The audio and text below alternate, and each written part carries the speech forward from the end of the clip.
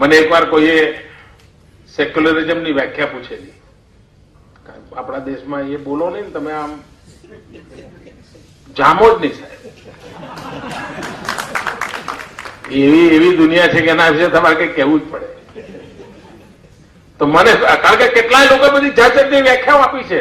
બધાએ સેક્યુલરિઝમની વ્યાખ્યાઓ આપી છે. બધા આખી દુનિયામાં જેને મન ભાવે આપી છે. લાલુ યાદવે આપી છે.